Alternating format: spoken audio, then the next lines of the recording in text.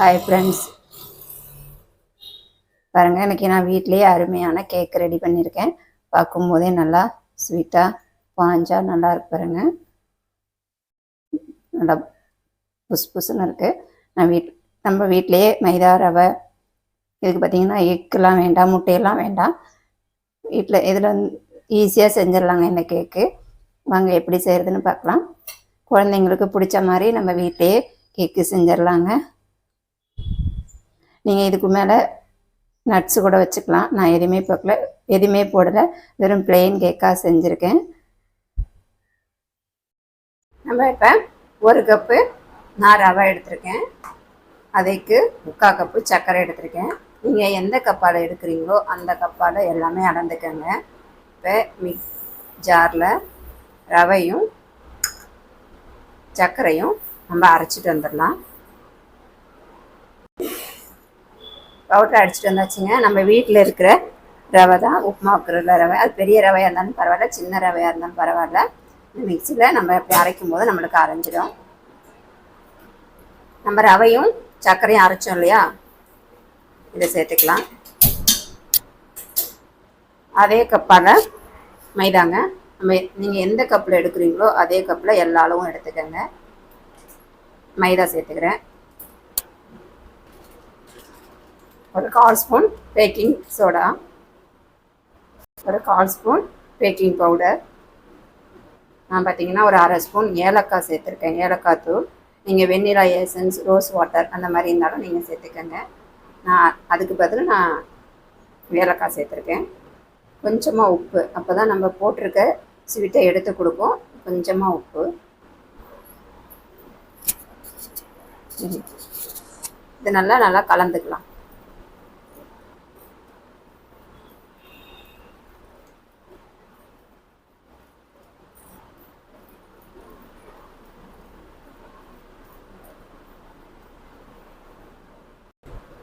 அதே கப்பால் 1/2 கப்பு எண்ணெய், வாசனை இல்லாத எண்ணெயை சேர்த்துக்கோங்க.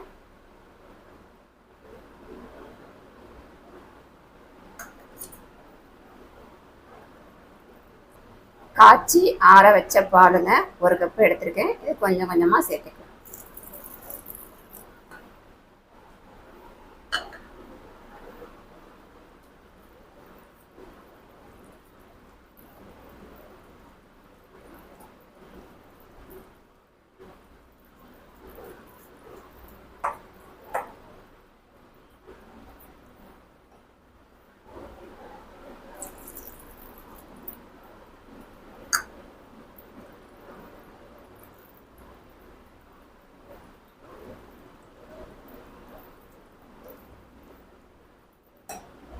எனக்கு ஏற்கனவே ஊற்றின பால் பத்தலைங்க, இன்னும் கொஞ்சம் ஊற்றிக்கிறேன்.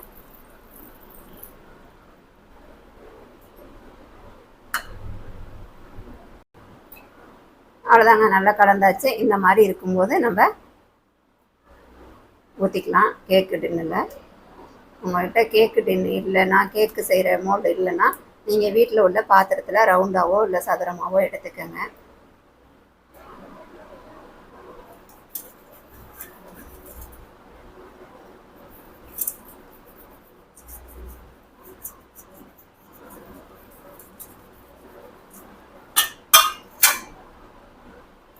கோழி எண்ணெய் தேய்ச்சிட்டு மைதா மாவு தூவிக்கலாங்க.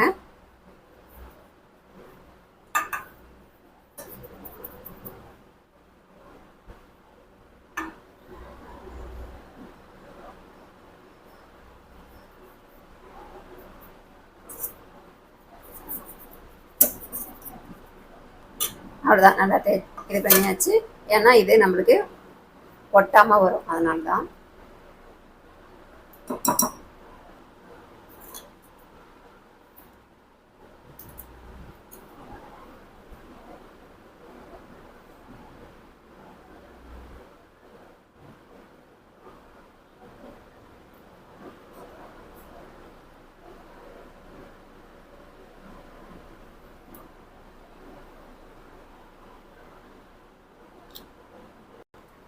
நல்லா ஊற்றியாச்சு. இதில் இப்படி 2-3 வாட்டி தட்டிட்டு சேர்த்துக்குங்க. உள்ளே ஏர் இருந்துன்னா நம்மளுக்கு வெளில வந்துடும்.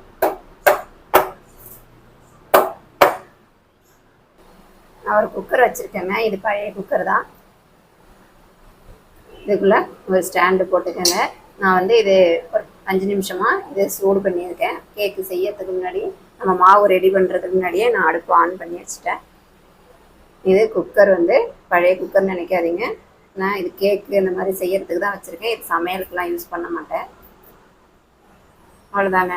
ஒரு ஸ்டாண்டு போட்டு மூடி போட்டுடலாம். இது மூடி இந்த அடுப்பில் வச்சுட்டு அடுப்பை வந்து சிம்லேயே வச்சுருங்க. ஃபாஸ்ட்டாக வச்சிடாதீங்க.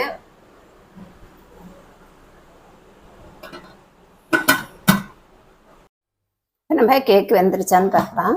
பாருங்க, நான் சொல்ல மறந்துட்டேன் முன்னாடி. இந்த வாஷரும் விசிலும் போட வேண்டாம், நான் ஏற்கனவே சொல்ல மறந்துட்டேன்.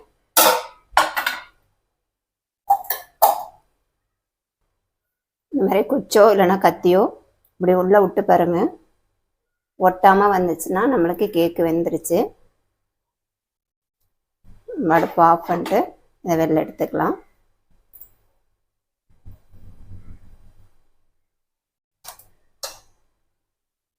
இது கொஞ்சம் ஆற விட்டுட்டு இதை எடுத்துக்கலாம். எனக்கு இந்த கேக்கு வேகிறது பார்த்தீங்கன்னா 1/2 மணி நேரம் ஆயிடுச்சு. லைட்டாக கத்தியால் இந்த மாதிரி கீந்து விட்டுக்கலாம்.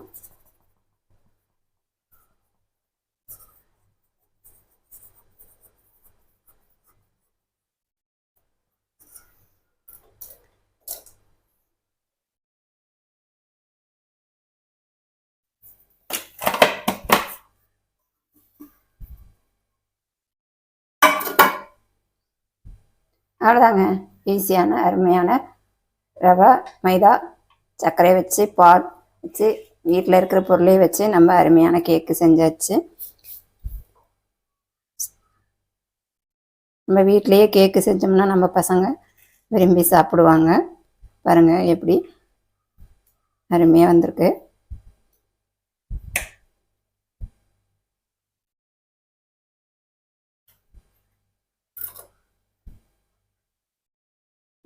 அவ்வளோதாங்க.